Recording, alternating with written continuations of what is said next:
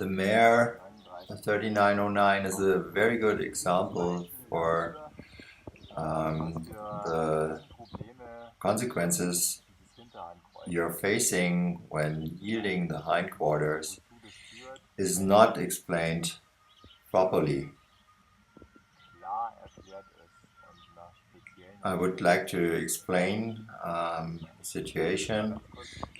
I'm not saying it's a real problem, but it's really important to look at the details and get things separated and done properly. I just want to make sure to clear these things up for her in order to prepare her for the future and to prevent her to run into trouble or the next owner to run into trouble because these things are not separated. So let's paint a horse from view from above. There's the shoulder, there's the hindquarters, tail end, and the ears. So what we need her to do is to yield with her hindquarters. It means the inner hind leg steps underneath the center of gravity and the hindquarters is moving sideways. So I know a whole bunch of techniques how to get this job done, and there's one way that I really prefer, and would be too much to explain here. However, what I really need her to do is that she learns to wait for me. So many horses start to yield the hindquarters and start facing the human being the moment the person starts moving. So I just had a conversation with her, so we'll start over again. So let's say in front of the horse there's a person and starts moving on that line towards the hindquarters, and what happens now is the horse is starting to shift, to rotate around the shoulder, facing the human being. So she's got the human being in front. But the real effect is that you're not able anymore to move your horse. And many people are happy when the horse is facing them and they say, "Ah, it's so nice, she's attentive." But in my opinion, forget about it. It's just unreal. Because she knows exactly the moment she's facing you, you're not able to move her anymore. Standing in the girth area gives me the opportunity to send the croup away, send the shoulder away. Stepping one step behind her, I can move the horse forward. Stepping in the direction of the head, I can send the head away, change the direction. So this point there is a very strategic position. So I need to be able to go in the girth area anytime, and then I want her to wait. I want her to wait for me until I say what we're doing, when we start, and then I expect her to do it. So right now we're dealing with another situation, and it's not a criticism with the guys in the US who prepared them for the transport, because they did a very nice job, and they had to prepare her for other things, and every single horse of them had different expectations, but she developed a strategy that by facing the human being, she's able to avoid any other kind of pressure or getting moved around.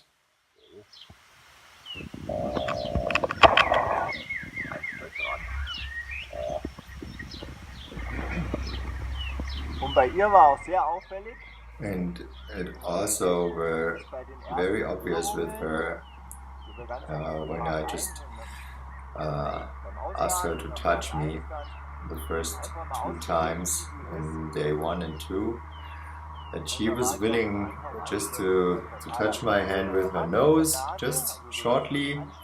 But the next moment she was like not really threatening, but she did a little bite into the air and she was really telling me, well, now I did my job and that's it, I'm done, you can move off now.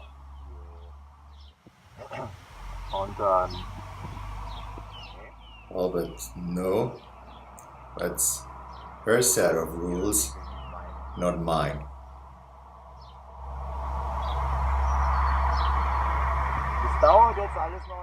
Well, I think it's gonna take a while.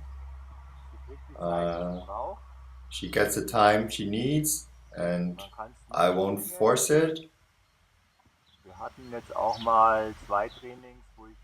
For that reason, the last 2 sessions, I used more pressure to make clear that I know that she knows what I need her to do, and that I know that she's able to do it.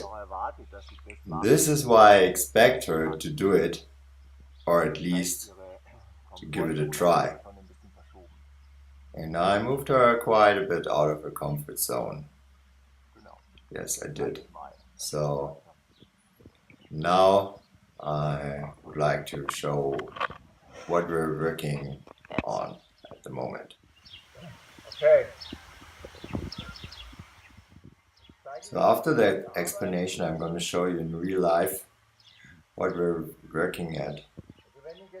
When I start walking around her, she's already anticipating and starting to face me.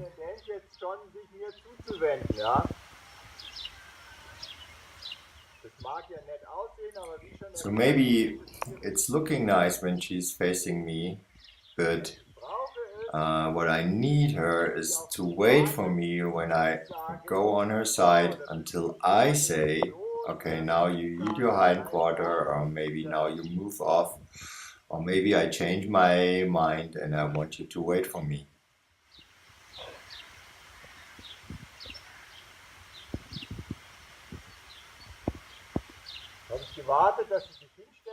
Right there, I waited for her to prepare and stand nicely and relaxed.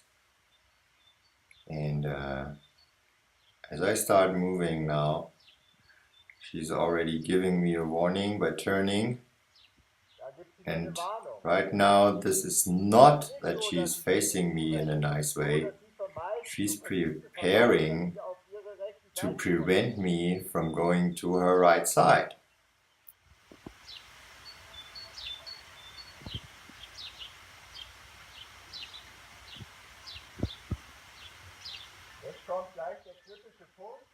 So right now we are facing the critical point, and again she starts to anticipate. She just doesn't want me to have her in my strategic position. Yeah, she's waiting, but a bit tense. Now I'm asking her to take action, but she again is a little bit too early. And now you can see what's happening.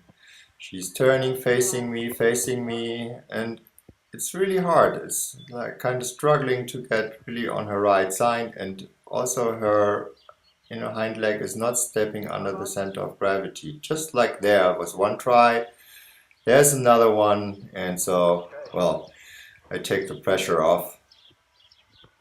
And this wasn't perfect, but it was good enough, and especially it was very good for explaining the situation, because what you see, what's happening is like she's moving me around her, facing me all the time, so she's doing a kind of round pen training with me. And well, it was good enough to give a short break and have the opportunity to explain to you guys what we're dealing with. And well, Now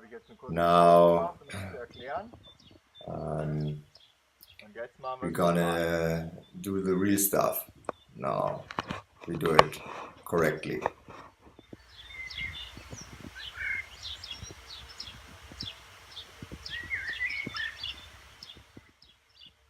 So I start approaching her. The first thing I need her to do is to position herself more in a 90-degree angle towards the outside of the arena, so I got more space on her right side.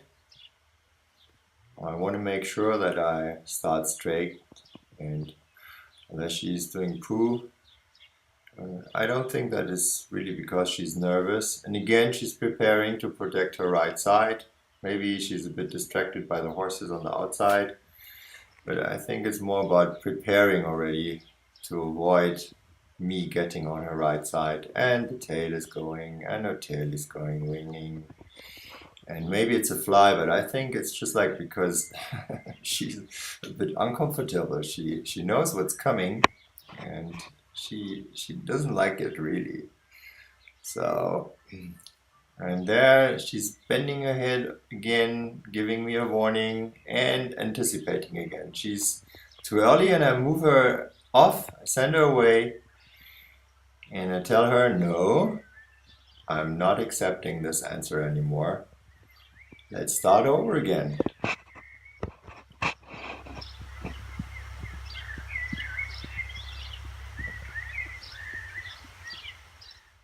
So I let her think for a moment, and again she's bending a little bit to the right, and the tail is going, and I take it slowly, and again she's anticipating. I speed up a bit, I block her head, and I decide to send her away. Get moving a little bit. So get her to do some work, and there she's shaking her head saying no, and again saying no.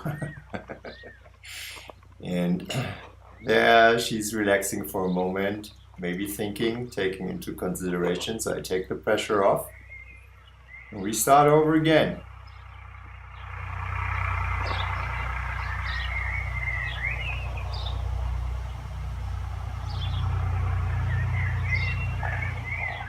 And here I prepare the position because I want to set her up to be a winner. I want her to succeed. And I take great care that I'm really in her center, really in front of her, approaching slowly. And she's thinking, and the tail is going again. And she's a bit unsure, considers to leave, and watch her muzzle. I love her expression. She's really nice. There she's thinking, well, and I take it really slow because I want her to do the right thing. I'm not up to set her up to fail and chase her.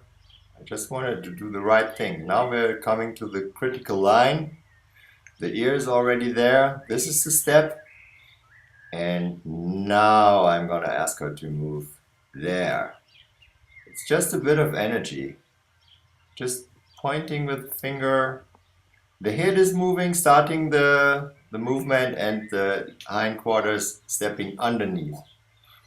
Well, it wasn't perfect because she moved on her inner front foot. That was nice, but in the end she backed up a little bit, but this detail we will work on in the sessions to come.